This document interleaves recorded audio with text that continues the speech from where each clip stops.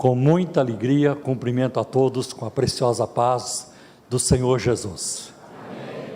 É muito bom estar no ambiente pentecostal, é muito bom estar num ambiente amigável, acolhedor, como tem sido sempre o ambiente aqui na Igreja Assembleia de Deus de Guarulhos.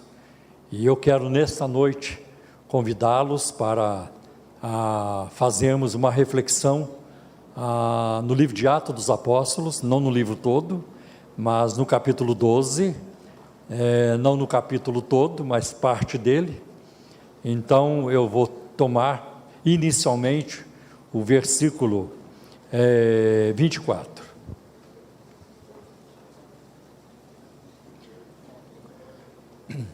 Antes de lermos a palavra,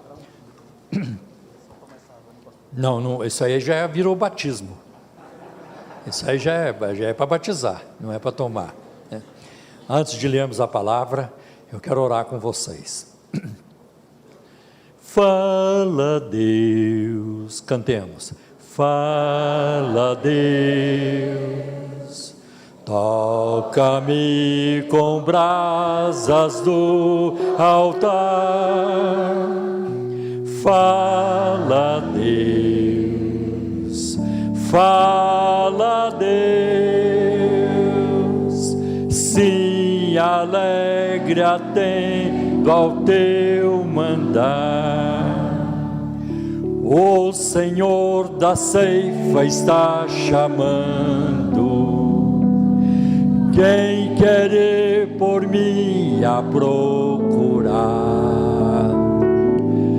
Almas que no mundo vão chorando, sem da salvação participar.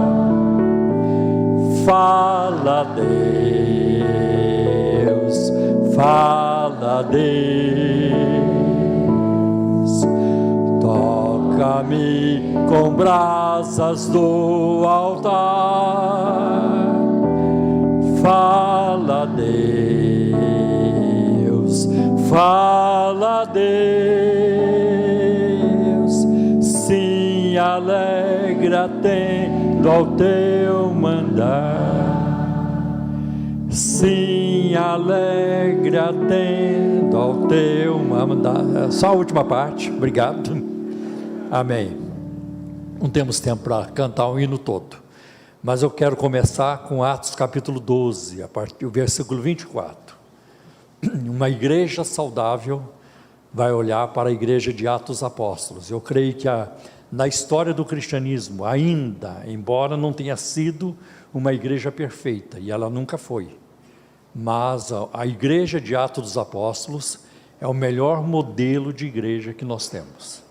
Então, ao buscarmos construir uma igreja saudável, é necessário olhar para a igreja de Atos dos Apóstolos, que no capítulo 1, viu o seu Senhor ascender ao céu.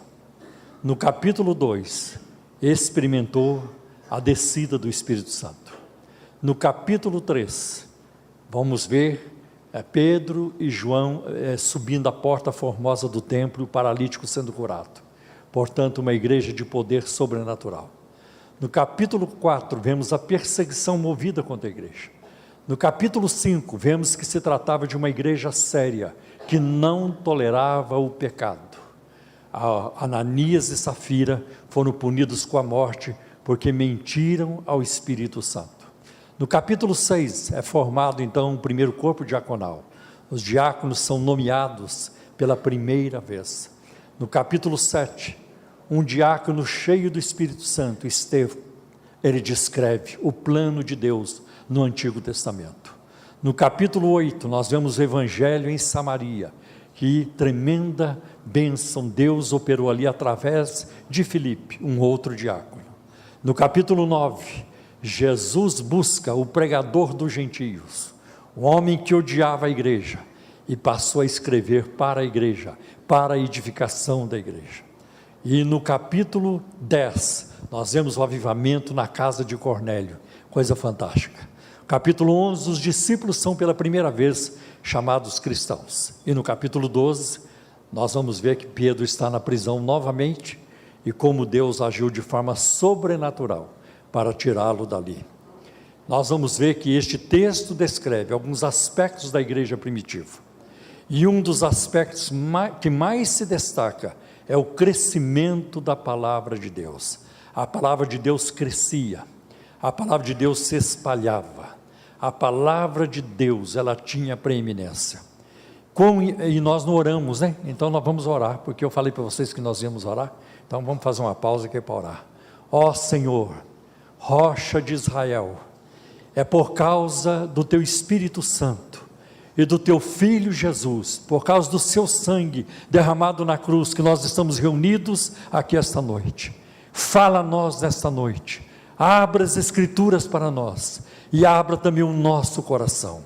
Trabalha em nossas vidas nesta noite, trabalha crescimento, edificação, libertação, transformação.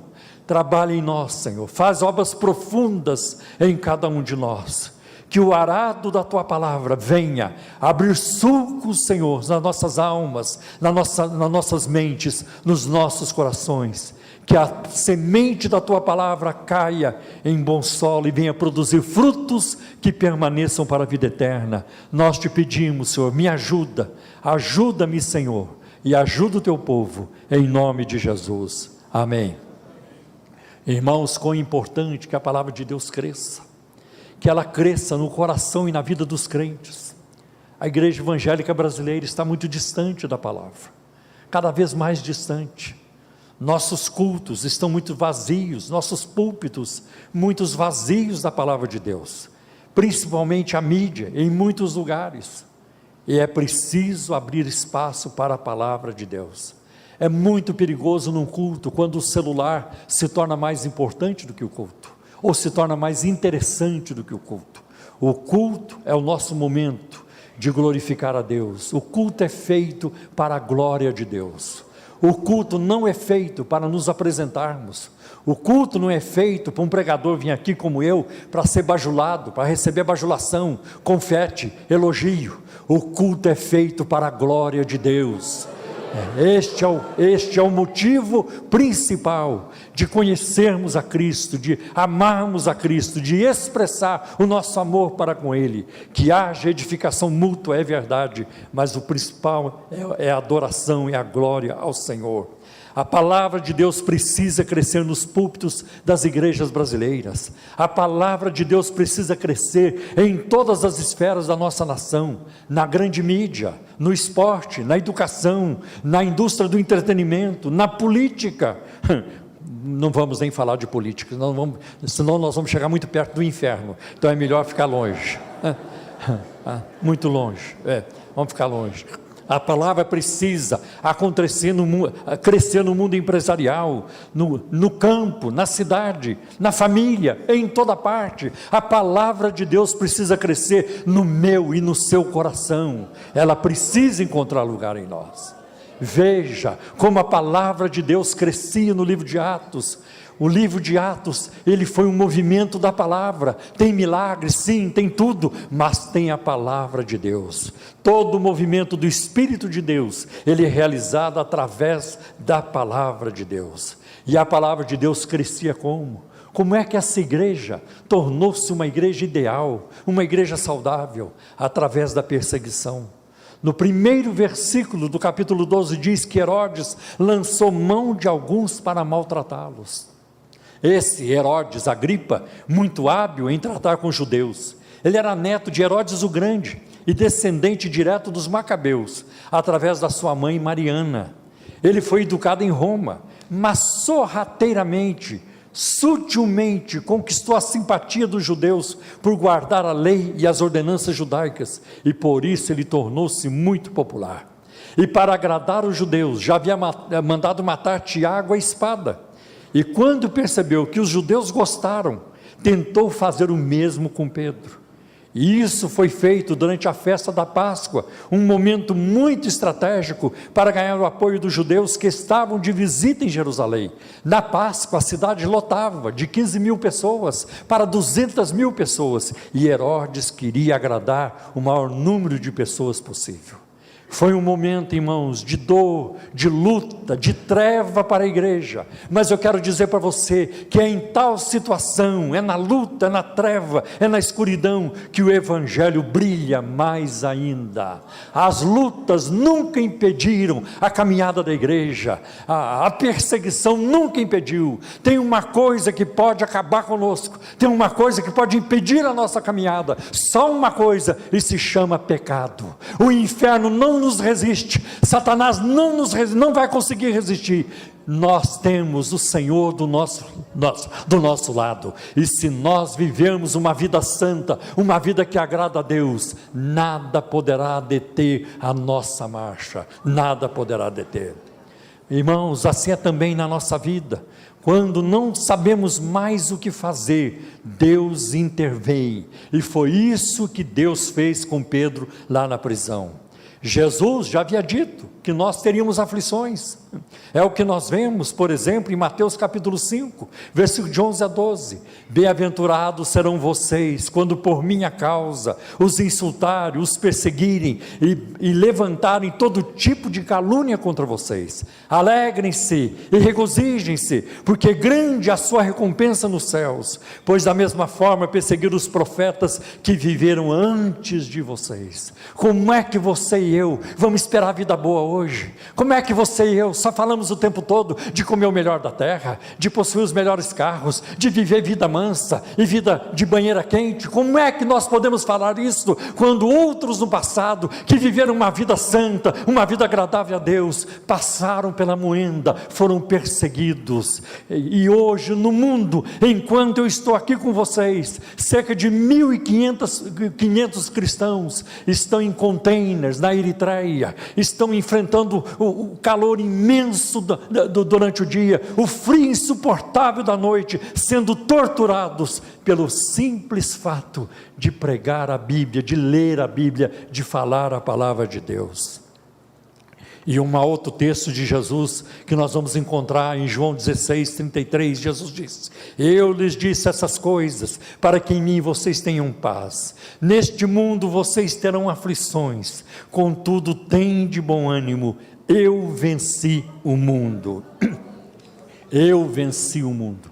Mas Jesus não tinha morrido ainda, não tinha ido à cruz, não tinha ressuscitado. Mas como é que ele coloca isso no tempo perfeito, como se já tivesse acontecido? Eu venci o mundo. E isso é chamado de passado profético. Jesus tinha tanta certeza da sua vitória, que ele colocou como já aconteceu. Eu já venci o mundo. Ele não disse eu vou vencer, eu vencerei. Ele disse eu já venci. Que coisa maravilhosa. Eu estou aqui esta noite para dizer para você, não é que Jesus vai te amar, Jesus já te amou, Jesus continua te amando, Jesus não vai te abandonar. Essa é a mensagem da palavra de Deus para cada um de nós. E Jesus continua: eu lhes disse isso, essas coisas, para que em mim vocês tenham paz. No mundo tereis aflições, contudo tenham ânimo, eu venci o mundo.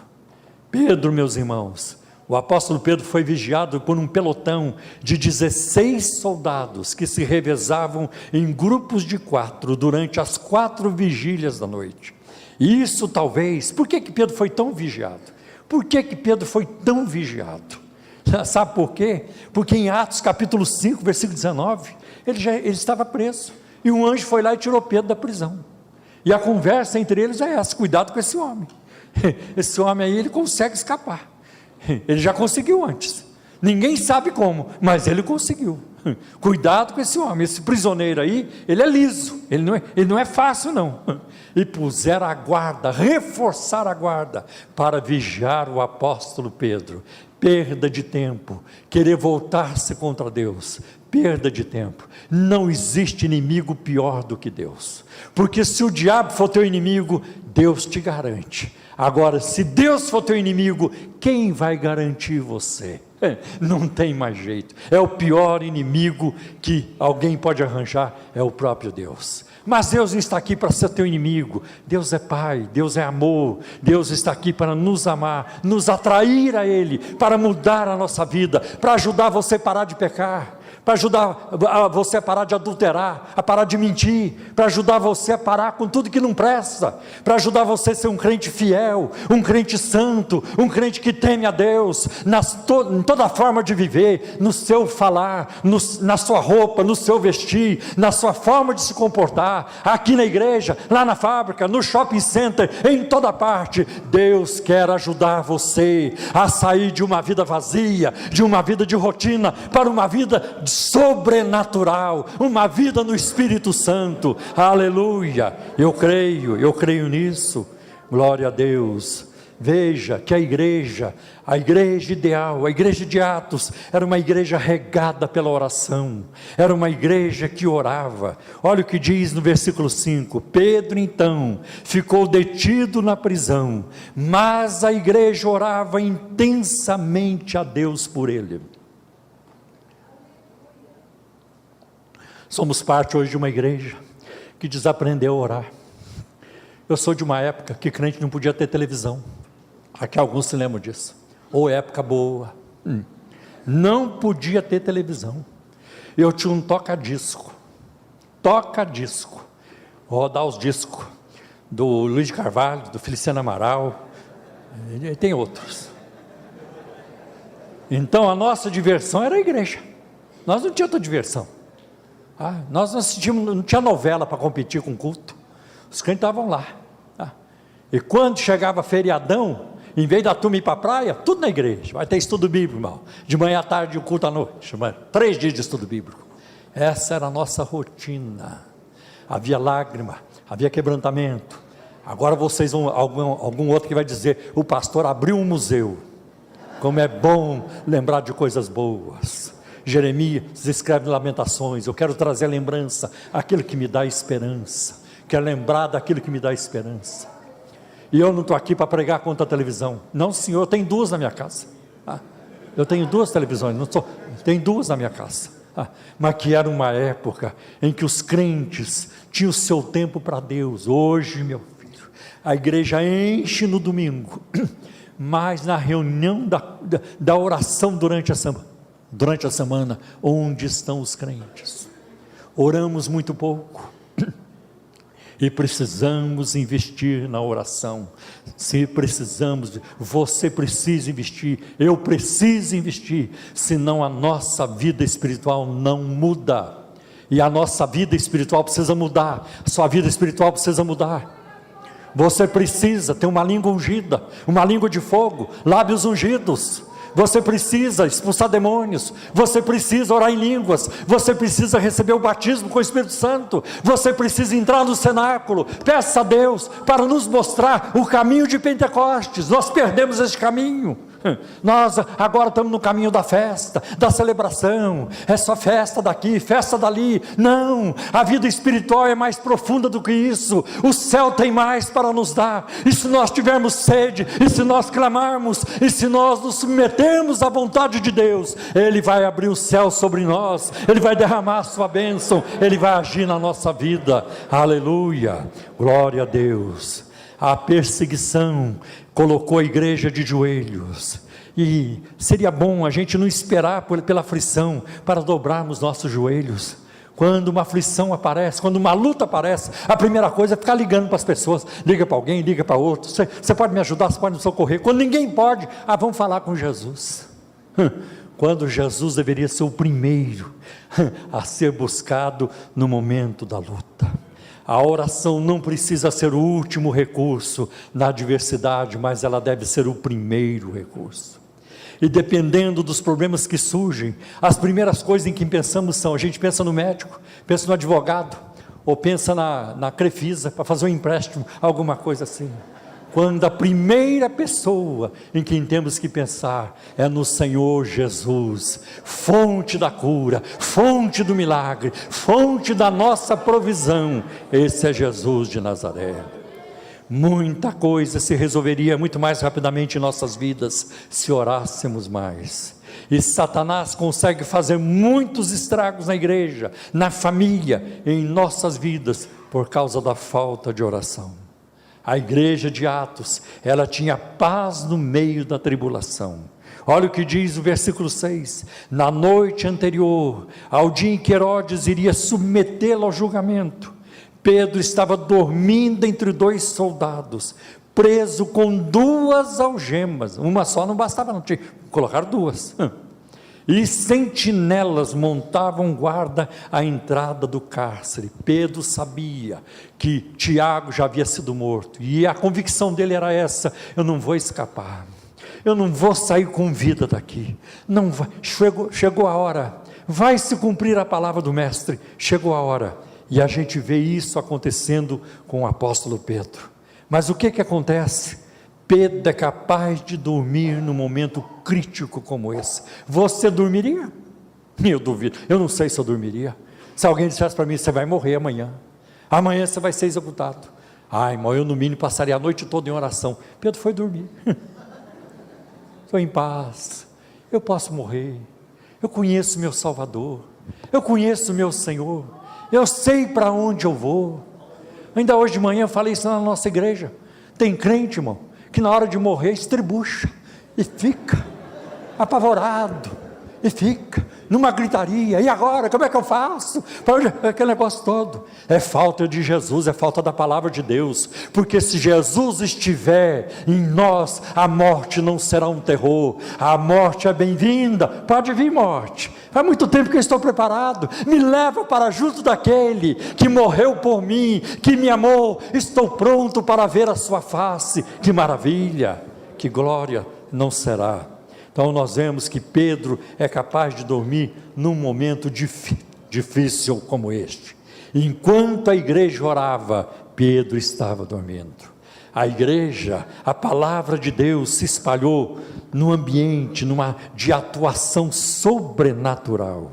Olha o que diz o versículo 7: repentinamente apareceu um anjo do Senhor, e uma luz brilhou na cela. Ele tocou ao lado de Pedro e o acordou. Depressa, levante-se, disse ele.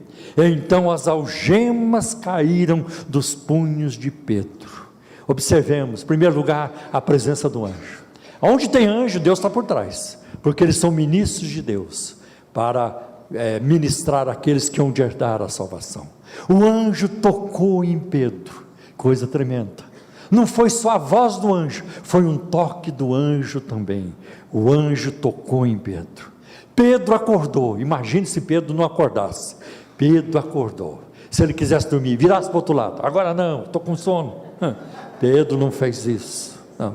A Bíblia diz que Pedro acordou imediatamente, e o anjo deu uma ordem para ele: depressa, levante-se. Não, deixa amanhecer, agora não, estou no meio do meu melhor sono. Pedro obedeceu. Ele levantou-se e começou a seguir o anjo. As algemas caíram e o caminho se abriu. Que coisa tremenda! Nós vamos ver isso acontecendo. Precisamos resgatar o sobrenatural nas nossas vidas e ministério. Quando foi que você viu um milagre pela última vez? Quando foi que você viu uma pessoa sendo curada a última vez? Quando foi que você viu um endemoniado ser liberto de demônios a última vez? Quando foi isso? Quando foi isso? Eu temo que hoje está surgindo dentro das Assembleias de Deus uma geração de crentes que não conhece o poder de Deus, nem tem interesse em conhecer. Acho que seria a hora já de vocês formar grupos de oração. Vamos orar por um avivamento, vamos orar por milagres, vamos orar pelo sobrenatural, por sinais, prodígios e maravilhas, porque Jesus disse que isso aconteceria, acompanharia. Me lembro uma vez, São José dos Campos, há muito tempo, eu era solteiro, eu congregava lá, na Assembleia de Deus, e num desses fins de semana de feriadão, veio o presidente da convenção geral da Assembleia de Deus, e naquela época tinha uma convenção só, uma só no Brasil todo, e foi o presidente da convenção geral, foi lá dar estudo bíblico para nós, e no culto domingo à noite ele ia pregar, e a igreja lotada, e lá antes das 8 horas, talvez 15 para as 8 por aí, o pastor: vamos ouvir o coral. E depois do coral, pastor fulano de tal vai nos trazer a palavra de Deus. Já tinha ministrado durante o dia. Aí o maestro botou o coral, todo mundo em pé, e começou. Quão ditosa, ditosa cidade, é Sião celestial. E foi cantando. Dali a pouco uma irmã começou a chorar, lágrima descendo. A irmã parou de cantar porque não conseguia cantar. Eu estou lá, novinho na fé, mas eu já enxergava com as coisas. E dali a pouco uma outra irmã começou a chorar também, parou de cantar, baixou a cabeça chorando, parou de cantar. Dali a pouco um irmão, a mesma coisa. Quando eu vi um irmão parou de cantar chorando, eu falei, já era. Aqui não tem mais jeito. Não tem mais jeito.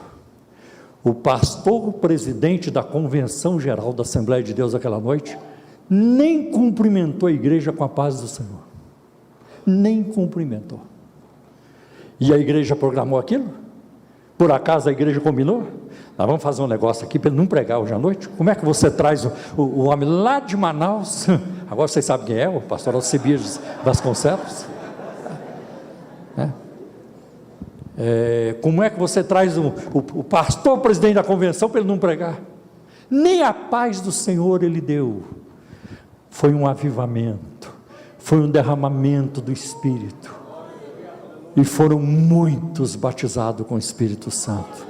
Havia muitos convidados da igreja, tudo isso. O Espírito veio e fez a obra como Ele quis.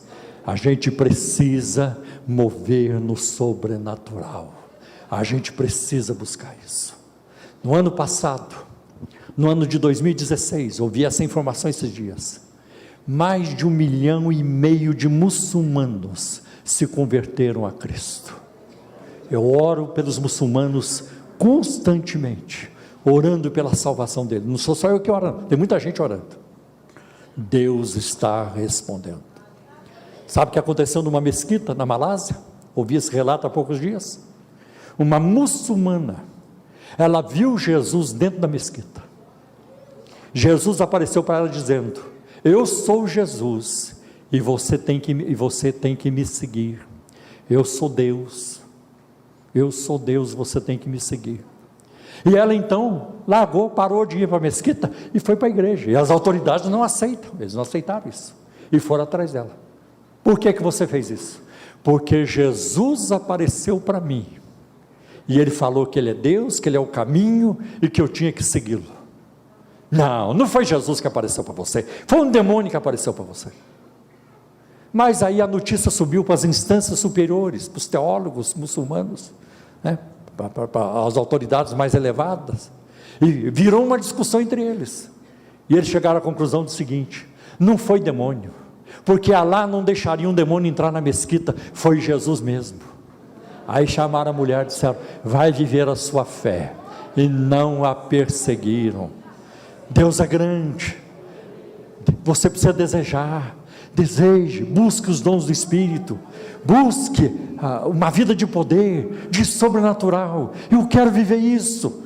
Eu não quero ter um ministério só de palavras, eu quero ter um ministério sobrenatural, porque Deus é poderoso para agir, para fazer. Ele não mudou, Ele é o mesmo. Nós mudamos, mas o Senhor é o mesmo, e Ele pode nos abençoar, Ele pode abrir a porta para nós do sobrenatural.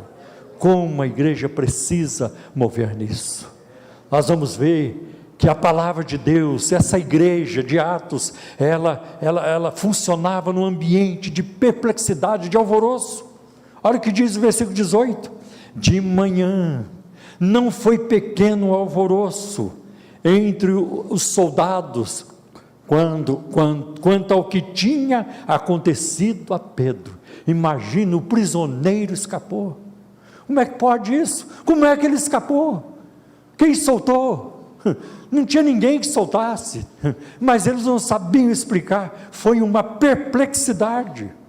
Que bênção, que a igreja de Atos causava perplexidade. A igreja de Atos causava essa turbulência. O que a igreja causa hoje? Grande parte da igreja brasileira causa escândalos.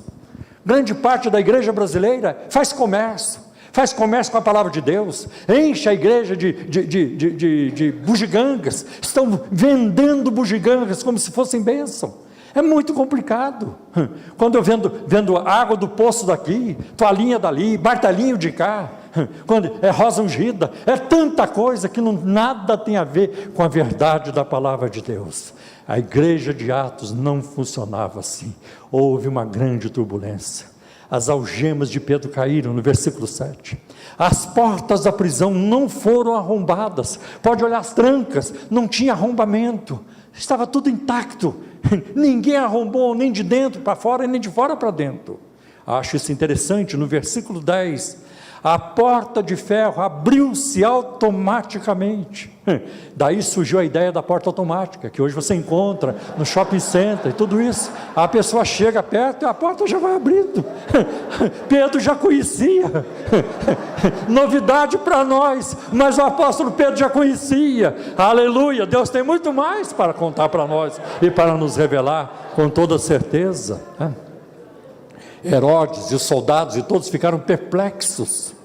Pedro ficou perplexo, no versículo 11, ele estava fora de si. Rode, a menina que atendeu na porta, ficou perplexa, no versículo 14. A igreja toda ficou perplexa, no versículo 15. Quando Deus opera, faz isso. Mas havia juízo também. Deus não deixava as coisas passar. Deus está julgando a nossa nação, graças a Deus. E eu tenho orado, vocês que me acompanham pelo rádio sabem disso. Todo programa eu oro, lá na igreja eu oro também com os irmãos, sozinho eu oro. Senhor, livra o Brasil dos políticos corruptos e dos juízes corruptos. E eu acrescentei mais um item, e dos partidos políticos corruptos. Deus está respondendo, não é só minha oração, tem muito crente orando. E hoje mais gente já foi presa, essa semana mais outros foram presos, e mais delação premiada. Quando que você viu na história dessa nação um empresário que tem uma fortuna pessoal, não é da empresa dele não, pessoal, de mais de 4 bilhões, B de bebê, 4 bilhões, ficar preso mais de 2 anos? Nunca na história dessa nação. Nós precisamos orar. A nossa força não está no fuzil, não está no revólver, a nossa força não está na espada, a nossa força está no nome do Senhor. Ele é por nós, Ele é Jeová Sabaó, Deus dos exércitos. A igreja precisa orar, precisa falar alguma coisa. E às vezes eu fico perplexo, eu fico incomodado, quando eu vejo a igreja brasileira, nenhuma liderança, nenhuma convenção, ninguém expressa nada, ninguém publica nada, como se todo mundo não tivesse o que falar. Nós temos muito o que falar, nós somos parte dessa nação, e nós precisamos orar pela nação, por um avivamento, para que a palavra prevaleça. Aleluia, este é o modelo de Atos, uma igreja que fazia diferença na sociedade, sempre fez. Glória a Deus, glória a Deus. Havia julgamento. Herodes ocupava o trono de Jerusalém, é verdade, mas Deus ocupa o trono do universo, e é sempre assim. Eles podem fazer a lambança que quiserem, lá no Planalto, lá no STF, lá no Congresso, podem querer fazer a lambança que quiser, seja em qualquer parte do mundo, mas Deus está acima de tudo. E muitas vezes parece que Deus não se preocupa com a maldade do ímpio, com o sofrimento dos seus filhos, mas Deus age. Olha o que aconteceu com Herodes. Flávio Joséfo relata: então, quando Herodes Agripa, tinha reinado durante 3 anos sobre toda a Judeia, ele veio à cidade de Cesareia, que antes era chamada Torre do Estrato, e ali ele apresentou espetáculos em honra a César, que era o imperador. Ao ser informado que ali havia um festival celebrado para se fazerem votos pela sua segurança, em cujo festival uma grande multidão de pessoas principais se tinha reunido, as quais eram de dignidade através de sua província, no 2º dia dos quais espetáculos, ele vestiu um traje feito totalmente de prata e de uma contextura verdadeiramente maravilhosa, e veio para o teatro de manhã cedo. Ao tempo em que a prata do seu traje, sendo iluminada pelo fresco reflexo dos raios do sol sobre ela, brilhou de uma maneira surpreendente e ficou tão resplendente que espalhou horror entre aqueles que olhavam firmemente para ele. E no momento, seus bajuladores gritaram, um de um lugar, outro de outro lugar, ainda que não para o bem dele, que ele era um Deus, e acrescentavam: sê misericordioso conosco, pois ainda que até agora te tenhamos reverenciado somente como homem, contudo doravante te teremos como superior à natureza mortal. Quanto a isto, o rei não os repreendeu, nem rejeitou sua ímpia bajulação. Bajulação é coisa do diabo, isso não é coisa do Espírito Santo, ficar bajulando a pessoa. Hoje eu vejo isso muito na igreja evangélica, é uma vergonha. Por que um líder tem que ficar sendo bajulado o tempo todo? Eu não gosto disso. Eu fui pregar num lugar há pouco tempo, há uns tempos atrás, e na hora que eu fui pregar, começaram a apresentar meu currículo, e não parava, aquilo me entristeceu, aquilo me aborreceu, sabe, que quando o ser humano aparece, Deus não aparece, quando a carne é elevada, o espírito se retira. Nós não temos que ficar preocupados com isso. Nós não estamos aqui para elogiar, para promover a carne, nós estamos aqui para exaltar o Senhor. O nome que tem que ser exaltado é o nome de Jesus, é o nome de Jesus.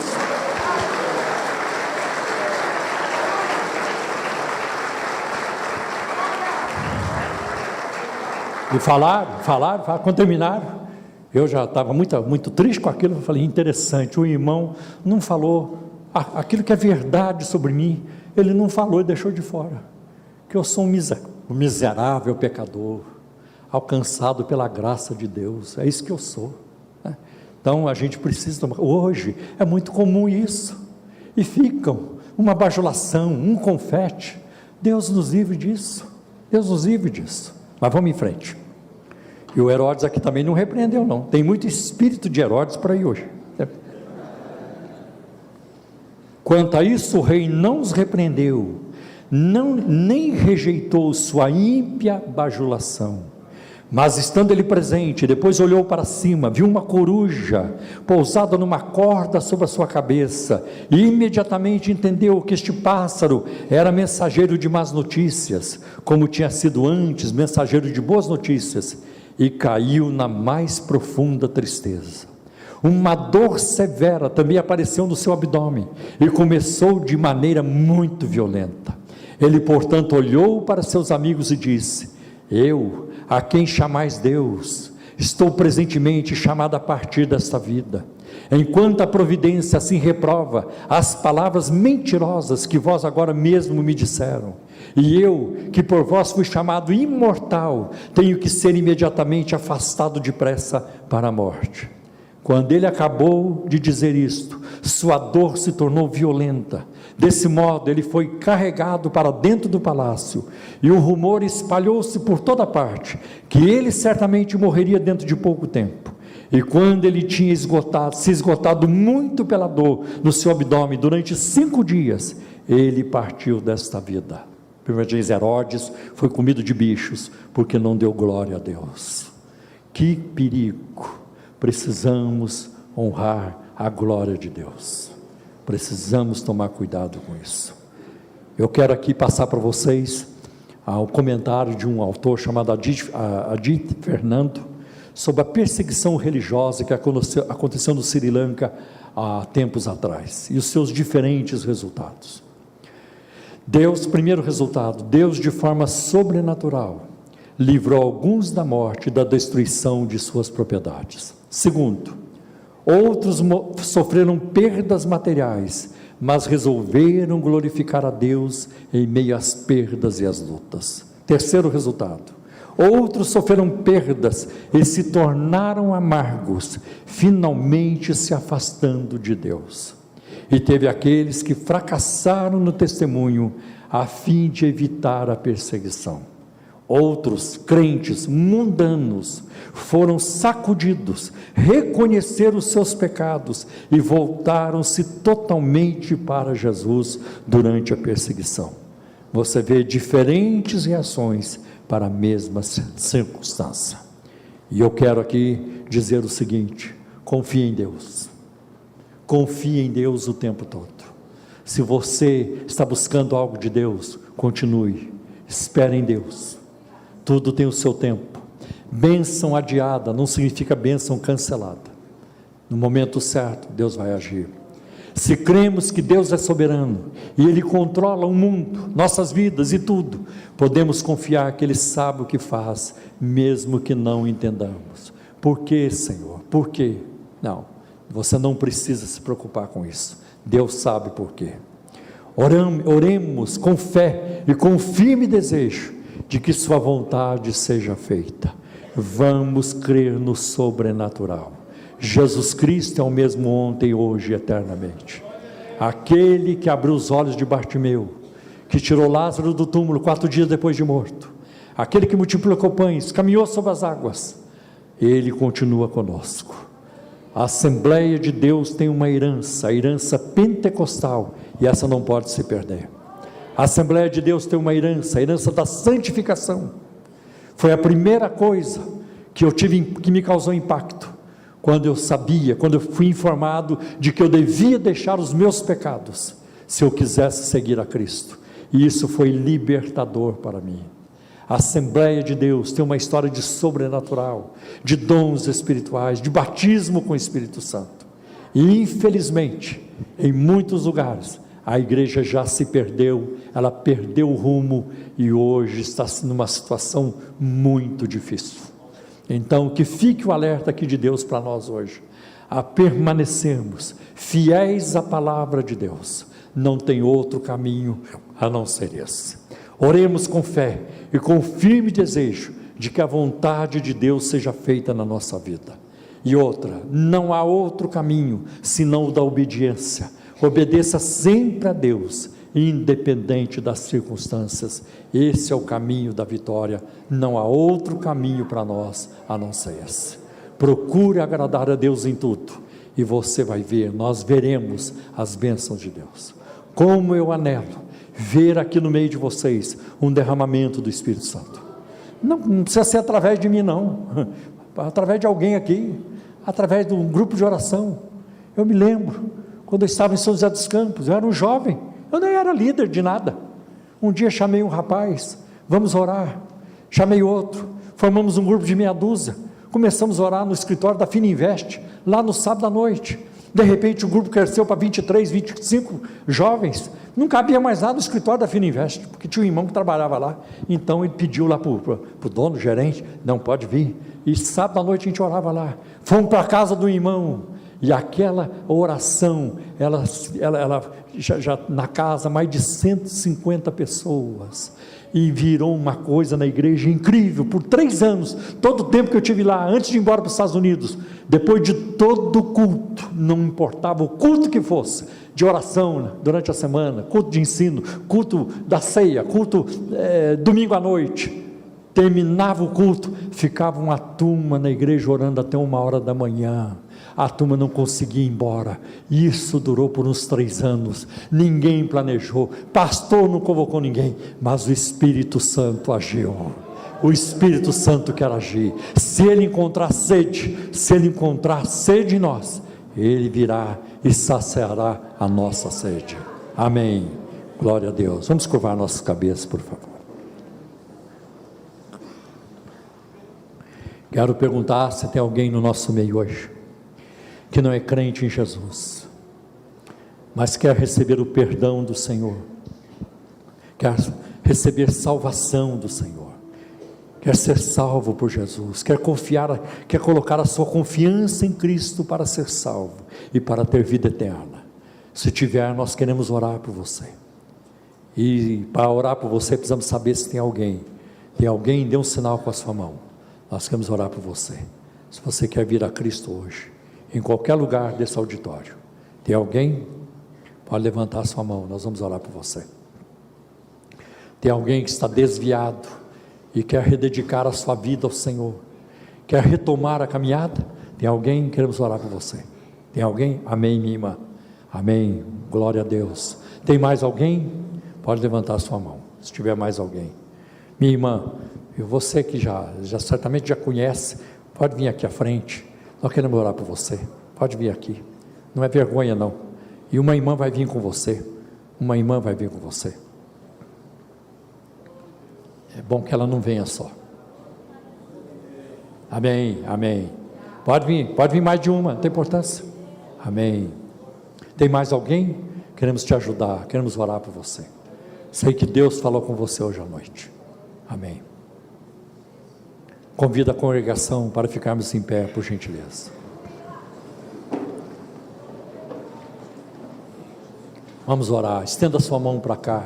Pedir a bênção de Deus para a vida da nossa irmã, para que ela tenha uma caminhada vitoriosa, né?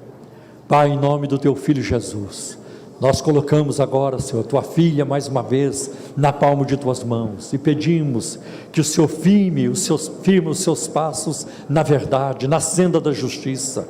Dá-lhe ânimo, Senhor, multiplica a unção do teu Espírito na sua vida, dá-lhe sabedoria, dá-lhe, Senhor, direção em tudo que ela for fazer. Cuida, Senhor, da minha irmã, cuida dela, Senhor, em todo tempo, em todo lugar, dando-lhe saúde, provisão e dando-lhe uma vida frutífera, Senhor, uma vida abundante no teu Espírito Santo, que ela nunca, Senhor, venha perder a alegria da salvação. Cuida, Senhor, nós te pedimos em nome de Jesus. Amém. Amém. Por um momento, feche seus olhos, quero orar por vocês. Ó Senhor, tu és o oleiro, eu sou o barro, nós dependemos de ti. Eu tenho falado a tua palavra ao teu povo aqui esta noite, e eu sei que o que o Senhor quer fazer vai muito além daquilo que eu tenho expressado aqui hoje à noite. Cuida dessa igreja, Senhor, cuida do teu povo neste lugar, cuida de todos os detalhes, Senhor, que o ministério necessita.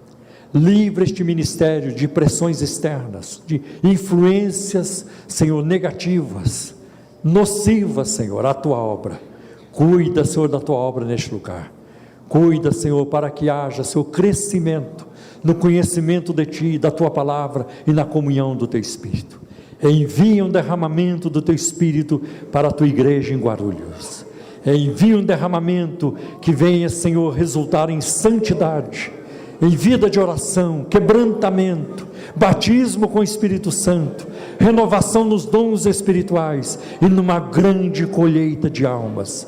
Senhor, faz algo tão grande que aquele novo templo fique pequeno, cheio de pessoas, mas muito mais, cheio da tua presença, cheio da tua glória, cheio da tua palavra. Que Guarulhos conheça, através do teu povo neste lugar, Senhor, o poder do teu Espírito Santo e o poder da tua palavra. Ajuda o teu povo a fazer um pacto contigo, um concerto contigo, de que andará à luz da tua palavra, que andará, Senhor, na direção do teu Espírito Santo, que desprezará todas as ofertas mundanas para abraçar a tua, meu Senhor. Estende as tuas mãos, Senhor, estende as tuas mãos, nós te pedimos em nome de Jesus. Amém, amém, glória a Deus.